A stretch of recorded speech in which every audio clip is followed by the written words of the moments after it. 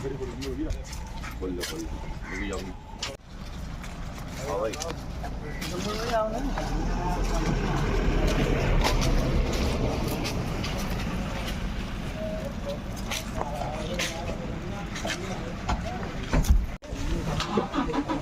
अरे यार गाड़ी से शॉर्ट कर ली।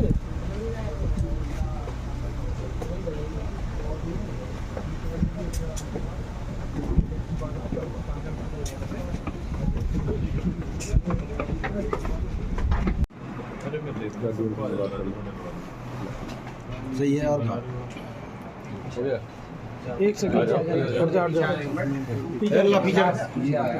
पीछे किस तरीके की लुटेरे थी, कैसी के खिलाफ है? 26 तारीख को विगत 26 तारीख को थाना किसनी में एक दंपत्ति जो मोटरसाइकिल से जा रही थी, 3 लुटेरे के द्वारा जो अपाचे मोटरसाइकिल में सवार थे उनको रोका गया। रोक के उनकी चैन छीनी गई और चैन के बाद छीनने के बाद ये लोग वो आगे जा ना सके, उनके मोटरसाइकिल की चाबी छीन के फेंक दिया और तेज़ी से भागने लगे। इस क्रम में ये सूचना मिली, दंपत्ति के द्वारा ही बताया गया था उनके पति के द्वारा कि किसी एक को गोली चलने की आवाज़ लगी है और संभवतः कि किसी अभियुक्त के एक्सीडेंटली किसी एक अभियुक्त को गोली भी लगी होगी।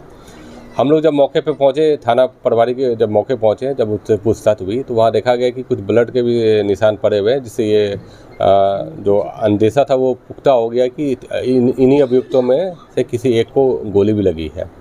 बाद में सर्विलांस टीम, थाना किसनी की टीम, क्षेत्राधिकारी के द्वारा टीम बना के इस पे सीसीटीवी कैमरे को देखा गया।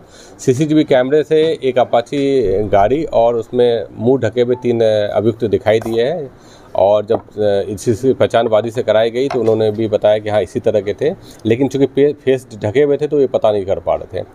बाद में जब ये घटना के लिए हम लोगों ने सीसीटीवी कैमरा का यूज किया और भी पूछताछ की तो ये पता चला कि उसी दिन थाना दन्नाहार में भी इन्हीं अभियुक्त के द्वारा मोटरसाइकिल को आपको मोबाइल को छीना गया था। इसके बाद ये सिकोहाबाद में भी किसी दंपत्ति के साथ चेन स्नैचिंग की घटना की है।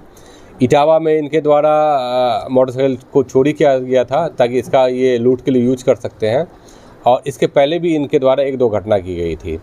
पूछताछ के दौरान ये भी पता चला, जो चीज़ें बरामद हुई इसमें एक मोबाइल फ़ोन जो हमें मिला तो उसमें जब हमने उसके रन करवाया, उनके जो सिम वगैरह को रन करवाया और उसकी आइडेंटिफिकेशन किया तो ये पता चला कि गुजरात में चलने वाला मोबाइल है। और उसके बाद से जब बात की तो पता चला कि उस मोबाइल को भी गुजरात में इनके द्वारा लूटा गया है।